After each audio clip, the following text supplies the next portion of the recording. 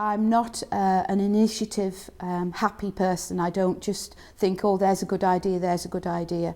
Working in a school like this, busy, complex, challenging, it's really important that you think carefully about what your bright idea might do to the workload of the staff.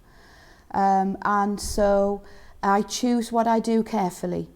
We try to keep things simple and routine and try not to bring initiatives that are have a short shelf life, if I can say. So when I saw FreeFlowInfo, I knew that this was going to be sitting at the heart of what I wanted to do as the leader of a school. And the heart of that is the parents, the family, the community, the success of the children.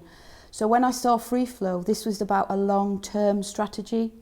So it was a bright idea, but it wasn't a bright idea that was going to last 6 weeks.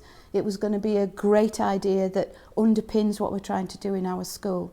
And then when I spoke to Alan about the implementation of it, and we started with our PD day in April, and we had such great buy-in from the staff, I knew it was going to be successful because they were excited about it. They could see why we were doing it. They knew it wasn't a flash in the pan idea. They knew it was going to enhance what we were going to do in our situation with our community here.